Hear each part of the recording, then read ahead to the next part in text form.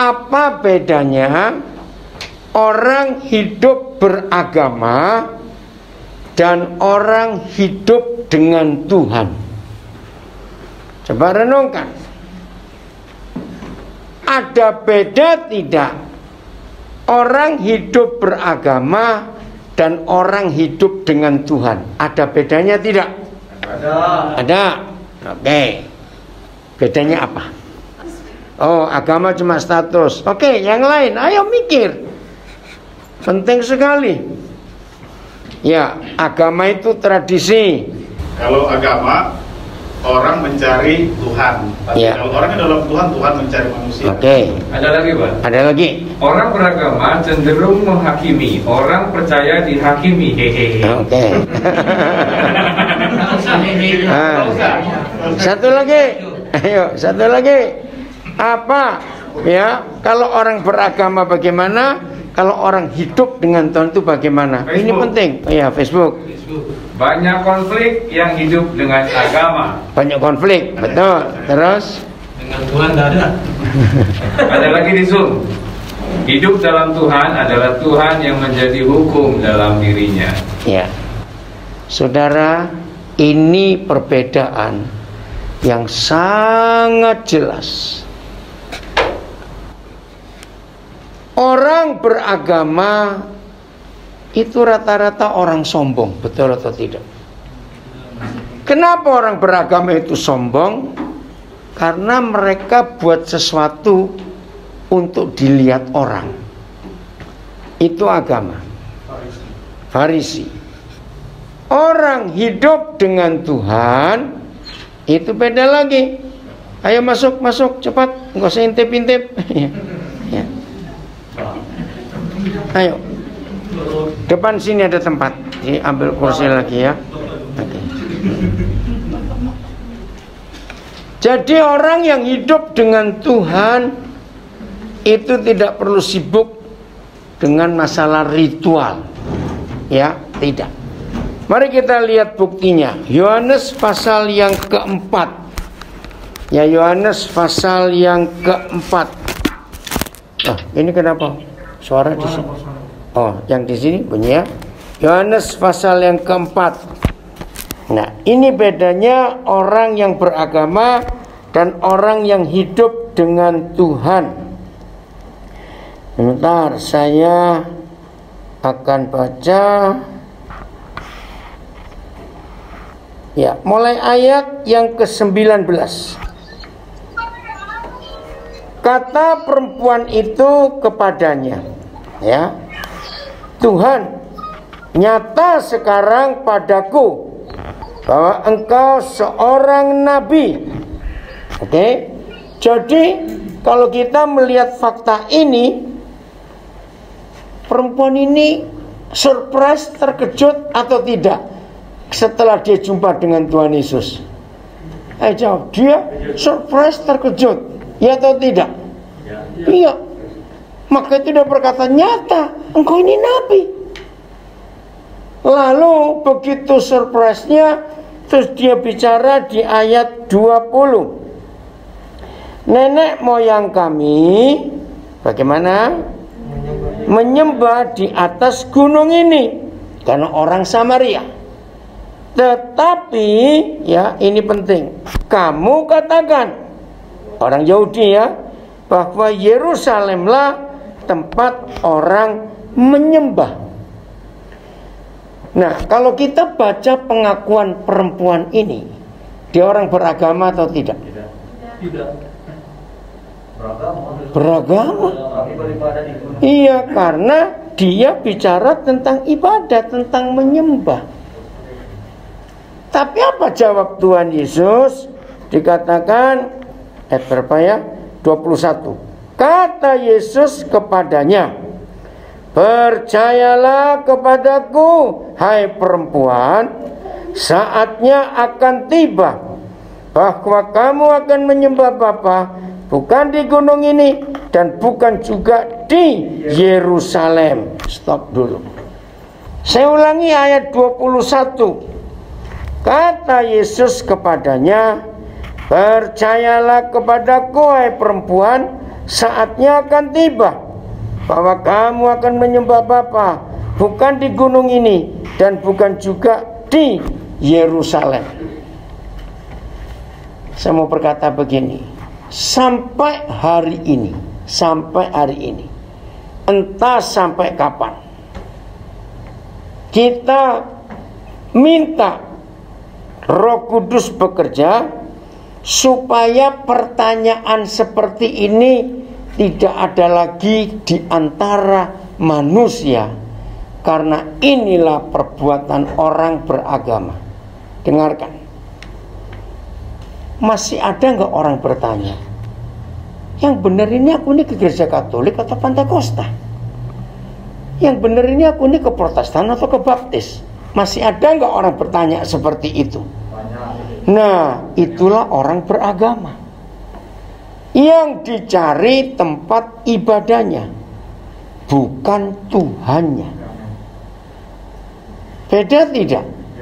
Nah, semua orang beragama selalu mempersoalkan tempat ibadahnya di mana. Nah, jadi orang beragama itu dari dulu, berapa ribu tahun yang lalu, yang dipersoalkan itu tempat ibadahnya. Nah, jadi orang beragama itu yang disibukkan adalah tempat ibadahnya. Saudara, COVID-19, ya dengar, COVID-19 itu merubah seluruh hidup orang beragama di dunia. Betul tidak? Ya.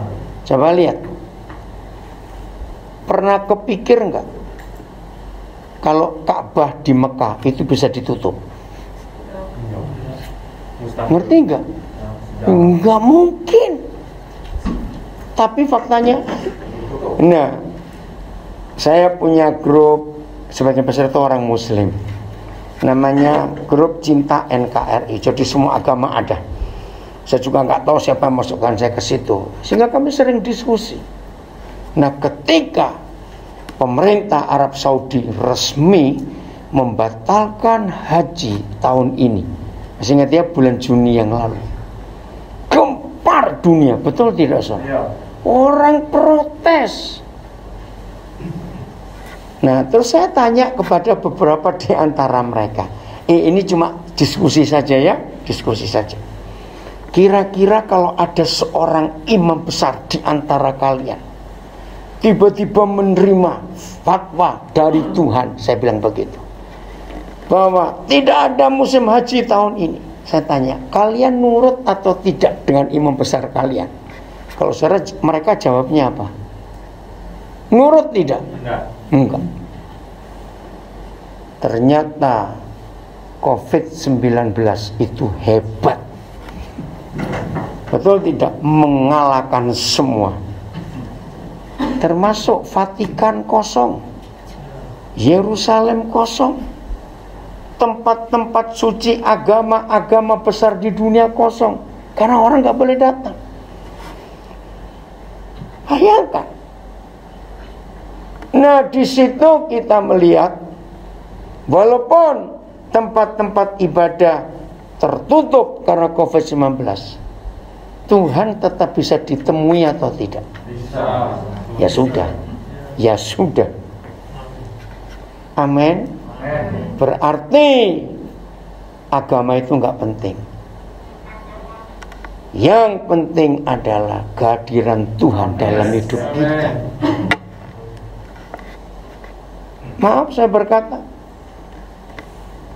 selama COVID-19 yang sengsara dan menderita adalah gereja-gereja yang punya gedung besar. Betul atau tidak? Bukan cuma kosong. Nah, yang bayar siapa? Nggak ada persembahan. Bayangkan, saudara.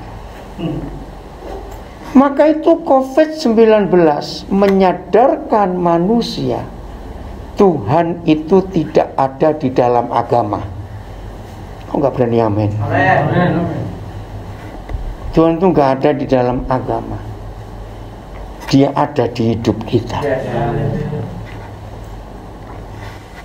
Belum pernah terjadi, mungkin tidak akan terjadi lagi bahwa dunia mengalami perubahan seperti ini. Termasuk suami istri.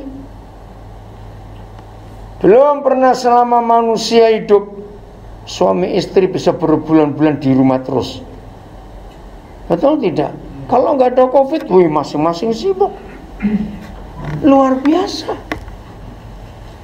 Maka itu kehidupan kita ini jauh lebih indah dengan Tuhan daripada ritual keagamaan. Betul ya saudara? Nah, sekarang saya mau tunjukkan. Kata menyembah, ya, kata menyembah yang selama ini kita tahu, kita dengar, kita ucapkan, kita lakukan penyembahan, ternyata konsepnya salah. Coba, begitu saudara mendengar kata menyembah, yang muncul di benak kita apa? Nyanyi. Apalagi? Bahasa roh. Doa. Nangis. Apalagi? Angkat tangan, gitu ya. Tutup mata. Ada musik, ada gitar. Nah, itu salah semua. Hari ini saudara harus merubah. Mulai hari ini siapapun kita yang berkata menyembah, ganti dengan kalimat ini, hidup dengan Tuhan. Itu menyembah. Maka saya akan ganti ayat yang ke-21. Kata Yesus kepadanya, percayalah kepadaku, hai perempuan, saatnya akan tiba bahwa kamu akan hidup dengan Bapa, bukan di gunung ini dan bukan juga di Yerusalem. Akan datang waktunya orang hidup dengan Bapa bukan di gereja Protestan, bukan di gereja Pantekosta, bukan di Katolik, bukan di Baptis, Advent dan seterusnya. Bukan. Dan dengan COVID-19 konsep itu berubah total. Tempat-tempat ibadah jadi tertutup. Maaf ya saudara. Maka itu begitu awal COVID itu merebak di Indonesia, maaf, itu akhir Maret.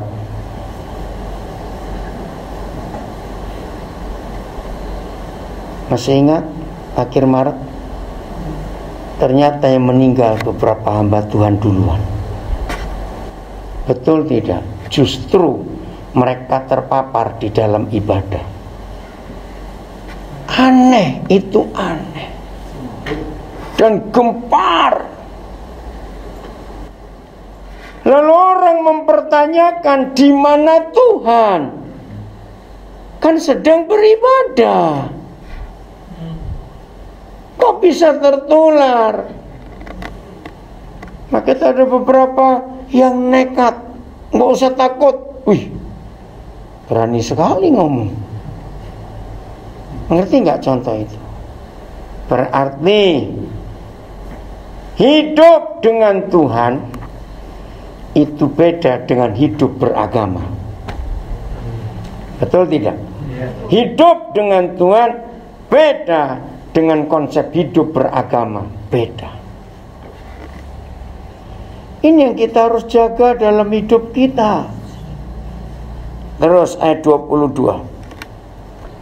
Kamu menyembah atau kamu hidup dengan sesuatu yang tidak kamu kenal. Kok bisa? Ya karena beragama. Jadi nggak kenal dengan siapa dia hidup.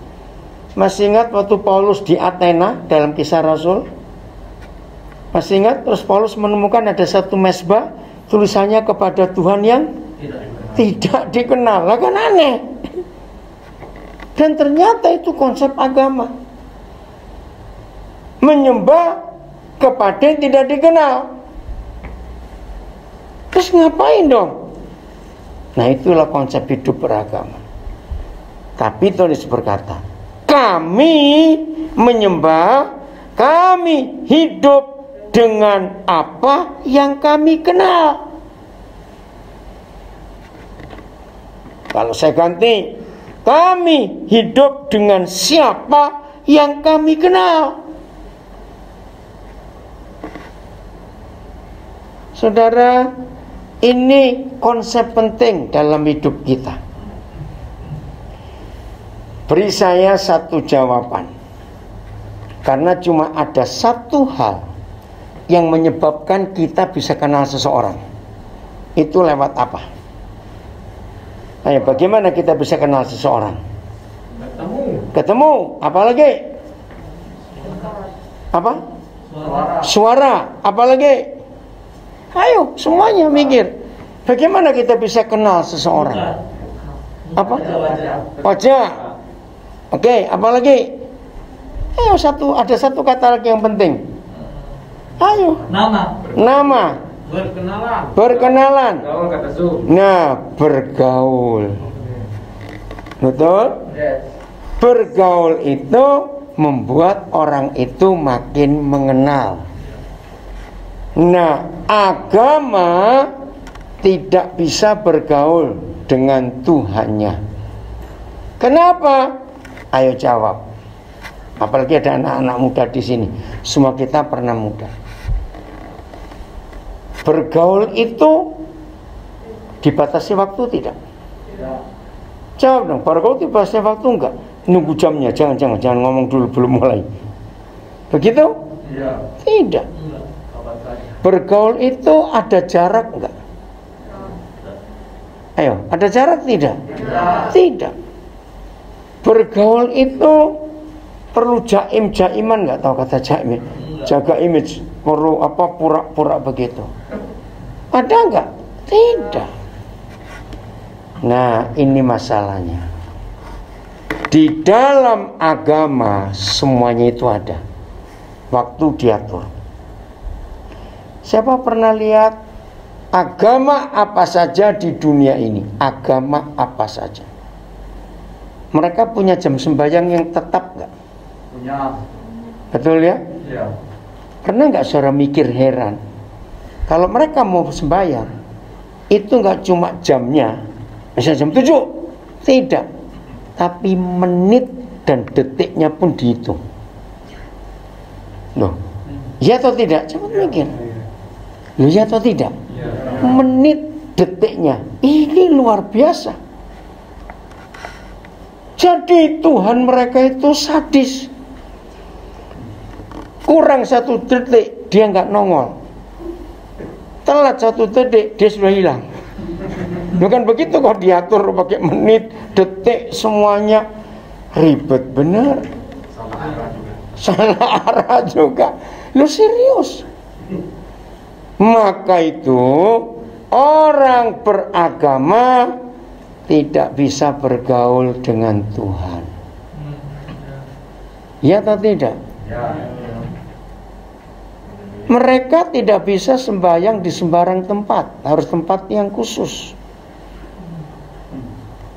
Maka itu kalau kita melihat kitab suci kita, yaitu Alkitab, adalah satu-satunya kitab suci agama di dunia yang di dalamnya tidak ada peraturan ibadah, ritual, nggak diatur, dan tidak ada peraturan sembahyang. Padahal semua agama di dunia, kitab suci mereka wajib mengatur ibadah dan sembahyang. Tahu nggak sekarang bedanya? Maka itu, untuk mengenal Tuhan kita harus bergaul. Jadi hidup dengan Tuhan itulah menyembah. Jadi menyembah itu bukan ritual agama Kristen, tidak. Tapi hidup dengan Tuhan. Masih ingat Paulus pernah menulis di surat Timotius, latihlah dirimu beribadah. Nah, saya bingung dengan ayat itu.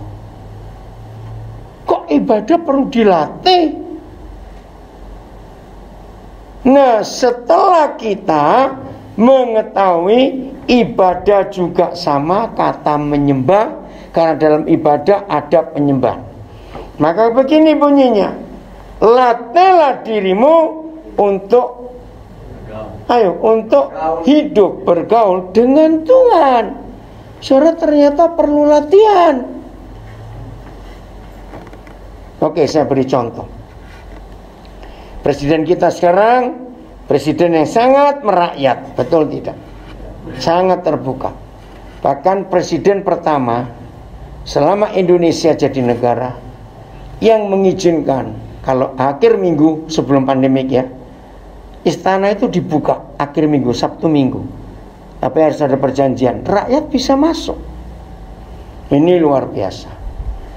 Nah, sekarang presiden kantornya di Bogor, bukan di Jakarta. Wah, ini sebuah filosofi yang luar biasa. Ya, betul, ini fakta untuk Indonesia. Presiden kita ini hebat.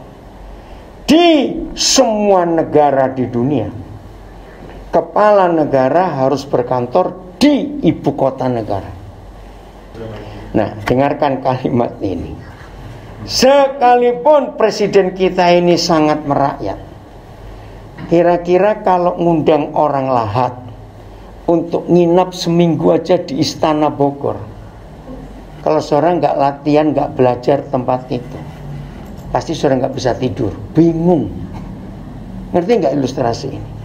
Maka sebelum seorang diajak nginap tinggal dengan presiden, harus apa dulu? Latihan, supaya tahu dapurnya di mana, ini di mana, itu di mana. Nah, saya pakai konsep itu. Kalau selama kita masih ada di dunia dan kita tidak pernah latihan hidup dengan Tuhan kita, nanti kalau sudah pulang ke surga pasti nggak kerasan pengen balik ke Lahat lagi. Betul tidak? Kenapa nggak kerasan? Karena canggung, bingung, ini apa ini? Betul nggak logikanya? Maka itu latihlah dirimu beribadah selama masih hidup di dunia. Latihlah diri kita bergaul hidup dengan Tuhan, sehingga kalau tiba waktunya kita dipanggil pulang nggak kaget-kaget di sana, karena selama di dunia kita sudah biasa hidup dengan Dia. Amin. Nah, ini bedanya. Lagi sekali COVID-19 merubah konsep hidup orang beragama. Sudah nggak perlu tempat, nggak perlu ritual lagi. Masing-masing sendiri dengan Tuhan. Maka itu selama ibadah-ibadah online, ya ibadah pakai apa itu handphone, pakai laptop,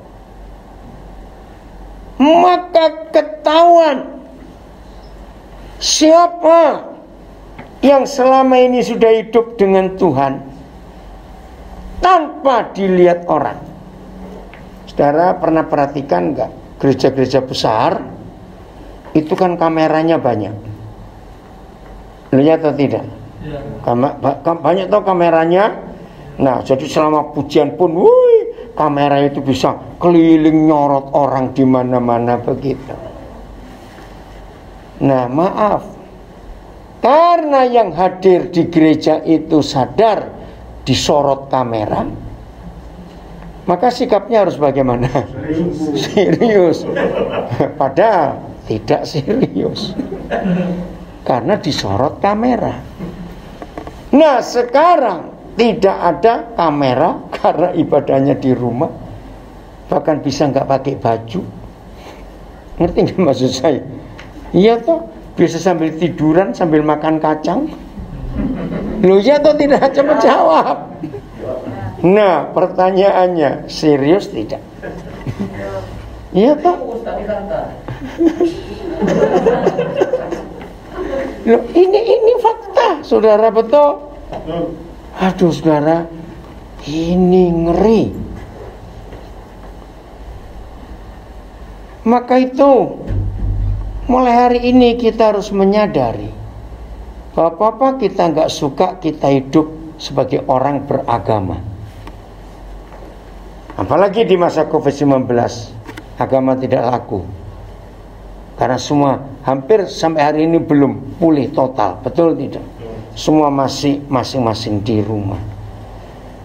Nah, dari sini kita melihat bagaimana kesungguhan kita dengan Tuhan. Maaf, saya cuma cerita. Sebelum COVID-19, pelayan-pelayan altar, tahu kata pelayan altar ya, yang tugas hari Minggu kalau ibadah, tapi yang gereja-gereja besar ini ya, bukan di gereja Wana Raya. Jangan tersinggung. Iya. Itu apa? Tidak ada altar. Mereka itu yang gereja besar, saudara, kalau sudah Jumat sore, ya, wih, pemusik, pemimpin pujian, singer, semua, kalau ada tamborin, pemain tamborin sudah sibuk Jumat sore. Bukan sibuk berdoa, sibuk cari seragam apa. Loh, iya atau tidak? Itu Jumat sore sudah panik karena mau tampil. COVID-19 datang, bubar semua. Ya benar gak usah, ini luar biasa. Di situ kita dimurnikan. Melayani Tuhan atau melayani dilihat orang. Beda tidak? Beda. Bahkan rekan-rekan saya, hamba-hamba Tuhan, para pengkhotbah pun dimurnikan. Maaf saya berkata, hamba Tuhan yang melayani itu untuk hidup, stres selama COVID-19. Nah, betul tidak? Stres, saudara. Iya, nggak ada yang ngundang. Hidup untuk melayani, untuk hidup, nggak ada yang ngundang. Betul tidak? Tapi yang hidup untuk melayani beda. Betul enggak? Iya betul, bisa menikmati. Wih, luar biasa, saudara. Jadi betul-betul COVID-19 ini merubah hidup kita. Wih, dahsyat Tuhan kita. Kok kita melihat fakta ini? Jadi untuk bisa mengenal Tuhan harus bagaimana? Bergaul. Oke, ayat 23 Yohanes 4. Tetapi bagaimana? Nah ini loh, saatnya, waktunya akan datang dan sudah tiba sekarang. Apa itu? Terus bahwa, nah ganti kata penyembah, bahwa orang-orang yang ingin hidup dengan Tuhan secara benar akan hidup dengan Bapa di dalam apanya? Roh dan kebenaran. Stop dulu. Rohnya huruf kecil, huruf besar? Berarti roh kita. Nah, COVID-19 membuat Yohanes 4 ayat 24 terbukti. Apa maksudnya?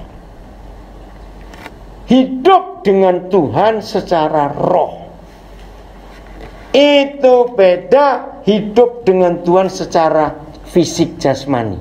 Ngerti enggak? Selama sebelum ada COVID, semua orang kelihatan beribadah enggak kalau hari Minggu? Selama sebelum ada COVID, orang nampak enggak itu orang rohani itu? Wih, kalau doa luar biasa. Wih, kalau memuji Tuhan, udah sambil angkat tangan, merem-merem, kepala miring-miring. Aduh, sudahlah, maaf. Nah, orang ngelihat. Nah, selama COVID-19 ada yang ngelihat handphone. Apakah saudara dan saya tetap serius? Loh, betul tidak? Yang tahu siapa? Yang tahu siapa? Maka itu Tuhan Yesus berkata, kalau saya ganti begini ya bunyinya, ayat 24. tetapi saatnya akan datang dan sudah tiba sekarang. Siapa yang dimaksud? COVID-19 datang. Bukan begitu. Ketika COVID-19 muncul, inilah saat yang tepat untuk membuktikan saudara dan saya hidupnya bagaimana dengan Tuhan tanpa dilihat orang. Berapa minggu terakhir saya bicara kepada teman-teman saya, pendeta-pendeta di banyak tempat. Natal tahun ini stresnya kurang, karena nggak perlu cari seragam kurs, seragam sekolah minggu, nggak perlu cari seragam macam-macam. Itu ngurangi stres, saudara. Betul tidak? Betul ya? Wih, setiap tahun harus ganti seragam itu mikir aja ribut sendiri. Ya, satu mau warna ini, satu mau model ini, satu saudara, nggak karu-karuan.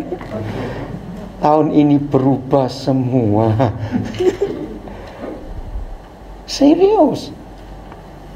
Maka itu saya selalu berkata kepada banyak orang, mumpung si COVID masih ada, mau pergi kapan saya juga tidak tahu. Saya sih kalau lihat begini keadaannya, udahlah biar aja mereka di sini terus. Karena itu bisa memurnikan kita kok. Maaf loh ya atau tidak? Hidup kita jadi berubah dengan COVID ini. Kesungguhan kita ternyata beda waktu dilihat orang dan gak dilihat orang. Itu fakta. Saudara, yang biasa dengan panggung dan mimbar setengah mati selama COVID-19 ini. Loh, betul gak kalimat ini? Setengah mati, gelisah. Rasanya nggak afdol, nggak apa gitu ya. Kalau nggak di mimbar, nggak di panggung, nggak pakai lampu sorot itu loh. Maaf. Banyak yang pakai lengkap dan pakai parfum, Pak. Kalau mau zoom. Oh begitu ya. Banyak kebiasaan. Iya. Sudah ngerti nggak? Saatnya akan tiba. Dan Tuhan Yesus berkata sudah tiba sekarang. Maka saya berani berkata, kapan saat itu? Tahun 2020. Bahwa penyembah yang benar, orang-orang yang hidup dengan Bapa dengan cara yang benar, hidupnya menyembah di dalam rohnya, bukan fisik. Roh kita yang di dalam sini bersekutu dengan Bapa di surga. Lihat contoh dua orang saudara kita. Satu Yusuf, dua Musa. Masih ingat mereka dua? Ada ibadah nggak selama mereka di Mesir? Nggak ada. Jangan lagi ibadah, cuma sendirian. Betul? Tapi selama itu Yusuf dengan Musa hidupnya dekat nggak dengan Tuhan? Dekat sekali. Tanpa ritual agama. Itu contoh yang luar biasa. Maka itu ayat 24 Yohanes 4 ini dahsyat. Ketika orang-orang sibuk tentang ritual, ya sampai hari ini liturgi gereja masih saling perang. Yang Katolik bilang harus begini, yang Protestan harus bilang begitu, yang Pentakosta harus bilang begini. Betul enggak? Hanya untuk kebaktian saja. Perang sendiri enggak pernah selesai sampai hari ini. Tapi saatnya sudah tiba sekarang, yaitu tahun 2020 ini berubah. Hidup keagamaan, dengar ya kalimat ini, hidup keagamaan sepanjang tahun ini berubah total. Siapa yang ikuti berita sebentar ya, akhir Oktober pemerintah Arab Saudi membuka kembali untuk umroh. Baru dibuka 2 minggu ditutup lagi. Bayangkan ya, itu keadaannya. Saudara lihat ya, gereja-gereja yang hobinya membuat tur ke Israel 2020 bubar semua. Betul tidak? Berarti Tuhan ada di mana-mana dengan kita. Saya ulangi lagi 24. Saatnya sudah tiba sekarang bahwa orang-orang yang ingin hidup benar dengan Bapa di surga akan hidup dengan Bapa dalam roh. Rohnya adalah roh kita, roh manusia ini, dan kebenaran. Kebenaran itu Tuhan Yesus dan firman. Amin. Jadi di masa COVID-19 ini semua ritual, ya permainan musik, tamborin, semua tidak ada. Hanya langsung dengan Tuhan saja, dengan firman, dengan Tuhan Yesus. Semua gemerlapan ibadah tidak ada, tidak tahu sampai kapan. Kita tidak tahu. Ya, terus sebab apa? Baca.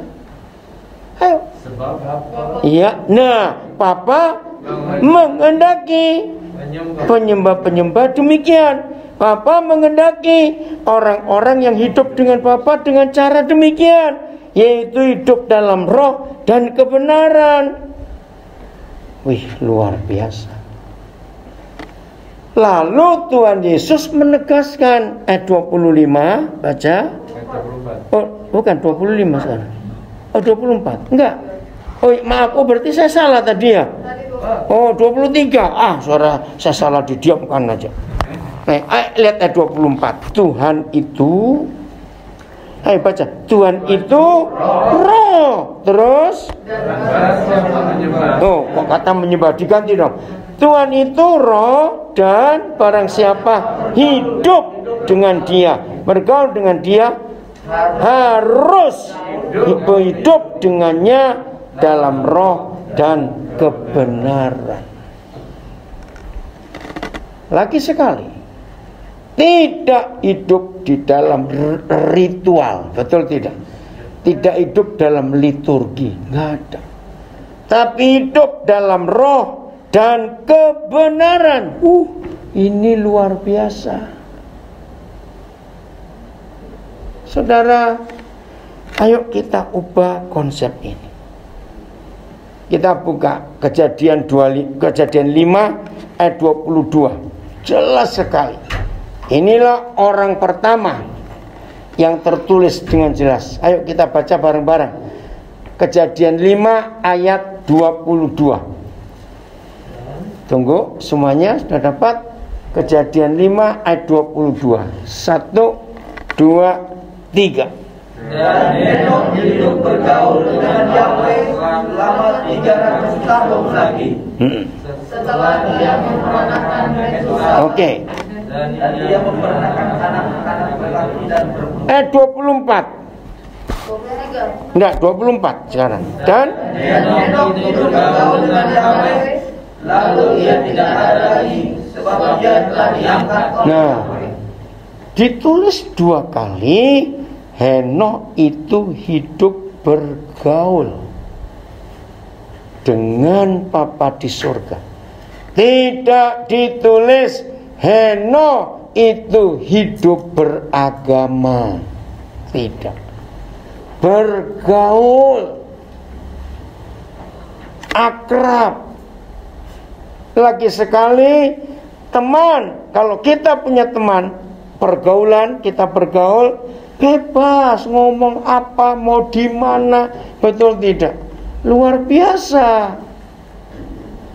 Seperti itu yang Tuhan inginkan untuk kita sampai hari ini. Jadi nggak ada aturan doa mesti jam 4 pagi. Tidak. Kalau bisa bagus. Tapi jangan merasa aku paling hebat. Bisa nggak kamu doa jam 4 pagi? Aduh, boro-boro jam 4 pagi bangun jam siang kok. Oh, kalah kamu dengan aku berarti. Itu sombong. Betul tidak? Bukan begitu. Kamu puasa berapa hari sebulan? Aduh, kok sampai hari? Setengah hari aja nggak kuat. Oh, kalah dengan aku. Aku puasa sebulan itu 30 hari. Loh, kapan makannya? Ngerti nggak istilahnya? Nah itu loh, akhirnya tadi ini orang beragama merasa paling hebat. Kamu kuat doa berapa jam satu hari? Oh, aku 6 jam kalau doa. Wih, lama sekali. Saudara, bukan itu. Kamu hafal ayat berapa banyak? Waduh, 10 aja saya sangat mati. Wih, kalah, aku 40. Nah, itu orang beragama. Yang Tuhan cari apa? Bergaul. Wah, itu luar biasa. Coba beri saya 3 hal atau 2 hal. Semua pernah muda bukan? Oh, masih muda. Oke. Nah, apa yang terjadi? Kamu ya? Siapa namamu lupa tadi? Ya. Chelsea. Kamu bukan, siapa namanya? Siapa jawab tadi? Oh, memang siapa? Wanda. Oke. Anda punya teman bergaul bukan? Semua. Ayo, beri saya 2 hal atau 3 hal akibat kalau orang itu bergaul. Ayo, cepat. Apa hasilnya? Akrab. Apalagi? Bisa bercanda.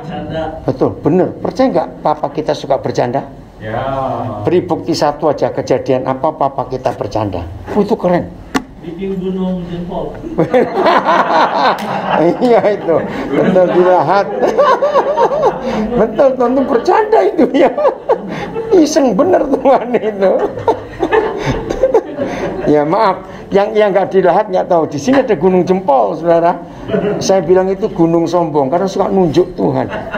Jadi dilihat ini ada bukit kecil, terus ada runcing kayak jari, betul. Jadi telunjuk. Cari Google ada ya. Oke, apalagi Tuhan itu suka bercanda. Menghancurkan Menara Babel. Menghancurkan Menara Babel itu nggak bercanda itu. Serius itu. Oke, apa ayo? Percandaan Tuhan apa ada? Ayo. Lewati lautan api. Lewat lautan api. Oke. Satu lagi. Berjalan di atas air. Oke. Ini loh yang saya buat. Saya tahu dia bercanda. Nenek Sarah dibuat hamil umur 90. Loh, itu bercanda beneran loh saudara. Ampun dah. Nenek mengandung. Makanya Tuhan ini apaan? Ayo kira-kira kalau kita nenek sama suruh hamil setua itu mau nggak? Itu nenek nggak tahu diri. Nenek gaul. Loh, betul nggak saudara? Serius, buat saya itu bercanda bener loh. Maka itu sampai Sarah pun tertawa. Hah? Aku hamil umur segini. Terus namanya diganti bukan oleh Tuhan. Nah, itulah. Oh, ada berapa lagi Tuhan itu bercanda. Oke, lanjut. Apalagi soal pergaulan? Saya harus cari ada 1 kata, ada 1 hal yang penting sekali. Trust. Oke, saling percaya. Oke, ada 1 lagi. Kebiasaannya jadi sama. Nah, ini hampir betul Dio. Kebiasaannya jadi sama. Oh, iya. Betul? Lihat aja. Siapa yang punya pengalaman? Ya, dari kecil, dari bayi, anak itu kita jaga untuk sopan, ya enggak, untuk punya etika, hormat. Tiba waktunya masuk TK. Salah satu hal yang terbesar terjadi dalam pergaulan itu ketularan. Betul, terpengaruh. Nah, anak tadi. Begitu waktunya anak kita ini masuk TK, sadar nggak? 5 hari pertama sudah kulaan kata-kata macam-macam nggak? Iya. Iya atau tidak? Pada setengah mati kita jaga dia dari kecil. Betul? Untuk sopan, untuk tahu aturan. Aduh, begitu masuk TK baru berapa hari. Sudah ada istilah baru. Hidupnya ngalami perubahan karena ketularan. Ngerti nggak maksud saya? Nah, ini seharusnya kalau Henokh bergaul dengan Tuhan, artinya sama dengan menyembah, hidup dengan Tuhan. Betul? Kalau saudara dan saya bisa hidup dengan Tuhan, siapa ketularan siapa? Awas bilang Tuhan ketularan aku. Awas kamu. Kurang ajar betul. Ayo, siapa ketularan siapa? Coba. Iya. Harusnya kita yang ketularan karakternya Tuhan. Betul? Nah. Maka itu jujur. Berapa tahun kita jadi murid Tuhan Yesus? Sebutkan 5 saja karakter Tuhan yang saudara tahu. Ya. Setelah 5 saja saudara tahu karakter Tuhan, terus tanya balik, yang mana sudah nulari kita? Betul? Kalau jawab 5-5-nya belum, pertanyaan itu ngapain kamu selama ini? Belum bergaul. Iya toh, ngapain? Nah itu, padahal kelihatan rajin ibadah. Saudara, ini perkara sederhana dalam hidup kita, betul tidak? Maka itu jangan hidup beragama. Kita nggak bisa ketularan karakternya Tuhan dalam hidup ini. Ini yang Tuhan Yesus inginkan. Sampai Paulus menulis, menjadi surat yang terbuka. Begini istilahnya ya, yang saya temukan dalam Alkitab. Orang tidak perlu cari firman Tuhan dengan membaca Alkitab. Kalau orang-orang itu berjumpa saudara dan berjumpa saya, mereka langsung baca Alkitab itu lewat hidup kita. Ngerti nggak arti kalimat ini? Jadi pindahkan yang tertulis di hidup kita. Ngerti? Saya ulangi. Maaf. Pindahkan firman yang tertulis itu. Pindah kemana? Jangan bilang pindah ke tembok, awas kamu. Pindah kemana? Ke hidup kita. Sehingga orang bisa membaca. Itu maaf, itu akibat pergaulan. Bergaul dengan siapa? Gak apa-apa sudah. Mana cek. Anak baik-baik. Begitu kumpul 2 orang kena narkoba, ketularan nggak? Itu manusia. Nah, sekali lagi belajar. Tadi pagi kita belajar. Siapa yang bisa melawan Tuhan, binatang atau manusia? Manusia. Binatang nggak bisa melawan. Maka itu Tuhan nggak bisa maha kuasa kepada kita, karena kita punya kehendak bebas. Sama dengan apa yang kita pelajari saat ini. Binatang itu nggak pernah bisa ketularan karakter binatang lain. Betul atau salah? Betul. Saya beri contoh. Saudara di Lahat, ya, ada satu keluarga yang saudara kenal, punya sapi betina. Begitu melahirkan, langsung induk sapinya mati. Nah, anak sapi itu selama dia jadi sapi sampai umur 2 tahun, umur 3 tahun, tidak pernah ketemu sapi seekor pun, sebab di sekitar rumah saudara tinggal itu peternakan kuda misalnya. Jadi sapi ini sejak lahir sampai umur 2 tahun, 3 tahun gak pernah ketemu sapi. Dia kumpul dengan ribuan kuda, ribuan bukan ratusan. Tolong jawab pertanyaan saya. Dia tetap sapi atau ketularan seperti kuda? Sapi. 1 lawan ribuan loh. Ayo, sapi atau kuda? Kuda atau sapi? Cepat. Sapi. Masa 1 lawan ribuan? Iya, nggak berubah. Betul? Nah, itulah binatang. Ngerti? Coba 1 anak pendeta kumpulkan 5 maling. Ngerti ilustrasi ini? Nah, jadi apa? Beda hidupnya. Beda. Maka itu manusia ini makhluk peniru. Manusia sangat dipengaruhi oleh lingkungannya. Orang tua yang mendidik anak untuk bohong dari kecil, Ada orang datang, cari papamu ada. Dari dalam bilang, jangan bilang nggak ada. Jangan dianggap kecil loh hal itu. Itu besar buat anak itu. Betul tidak? Orang kaya, anaknya nggak naik kelas, bayar atau pindahkan sekolah lain. Anak ini jadi rusak mentalnya. Oh begitu caranya. Papa mama yang tidak saling jujur terbuka kepada pasangannya, anak-anaknya akan belajar. Karena itu yang dilihat dari kecil.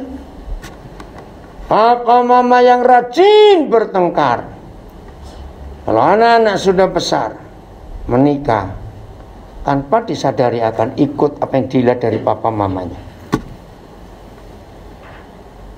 Maka itu manusia nggak perlu sibuk ngajar anak burung terbang, ngajar anak ikan berenang. Betul atau salah? Kenapa? Bisa sendiri. Saudara, maka itu bergaul dengan Tuhan itu penting. Amin. Mulai hari ini, ayo kita serius hidup dengan Tuhan. 24 jam penuh sehari, 7 hari penuh seminggu. Bayangkan kalau seperti itu pola hidup kita, betapa Tuhan menulari kita. Amin. Betapa kita ketularan Tuhan dalam karakternya. Ini yang Tuhan minta di antara kita.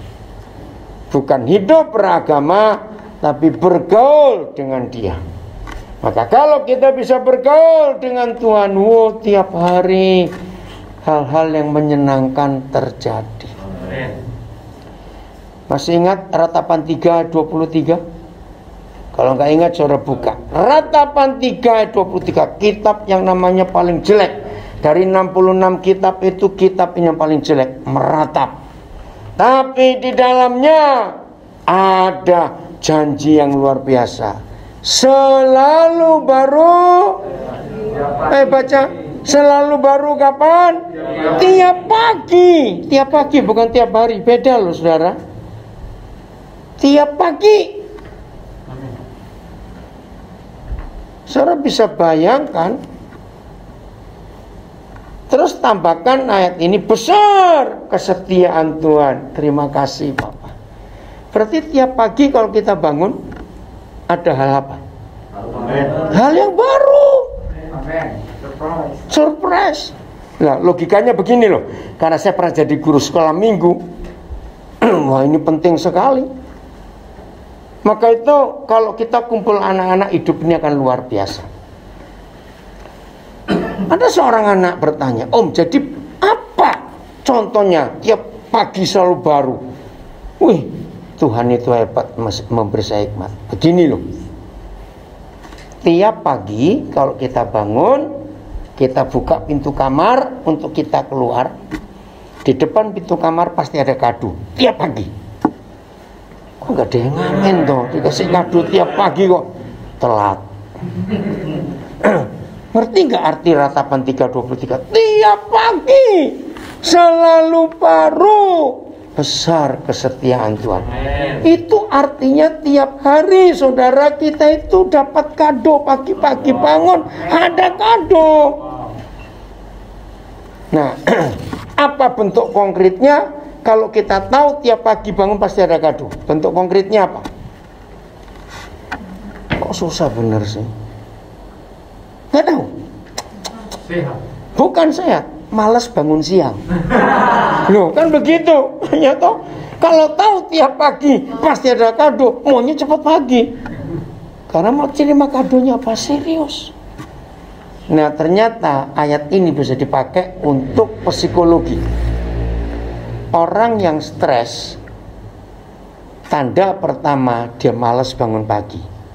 Karena dia stres. Dia nggak berani ngadepi hidup ini. Tapi orang yang punya semangat dan tahu ada hal baru tiap hari, dia pasti bangun pagi. Amin. Karena menunggu ada apa lagi. Suatu kali, maka itu kalau saya ngajar sekolah minggu, kalau ada pertanyaan dari anak-anak, kan Yesus berkata, belajarlah kepada anak-anak. Jadi dosennya siapa? Mahasiswanya siapa? Ayo jawab, siapa dosennya? Siapa mahasiswanya? Nah, maka itu orang tua kita ini mahasiswa, dosennya anak-anak. Banyak mahasiswa berani kurang ajar pada dosen, maka itu nggak lulus-lulus. Serius.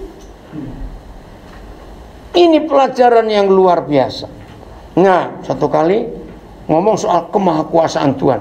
Oh, anak-anak, Tuhan itu dahsyat. Wah, bukan saya bicara gitu. Tiba-tiba ada anaknya tuh, Om, bagaimana sih menggambarkan Tuhan itu maha kuasa? Aduh, bayangkan, bingung. Nah, kalau saya ditanya seperti itu, nggak bisa jawab, saya bilang, minggu depan Om jawab. Berarti seminggu itu saya harus ujian, cari jawaban soal ini bagaimana. Pas bagian maha kuasa ini, saudara, saya nggak dapat sampai Jumat malam, saya nggak ketemu jawabannya. Sabtu pagi, Roh Kudus ingatkan, kamu beli globe atau bola dunia itu untuk apa? Begitu saya tanya untuk apa, Roh Kudus jawab, woi, saya bersyukur, Tuhan terima kasih, besok hari Minggu saya lulus ujian, karena bisa menjawab soal-soal dari dosen. Bagaimana Tuhan Maha Kuasa.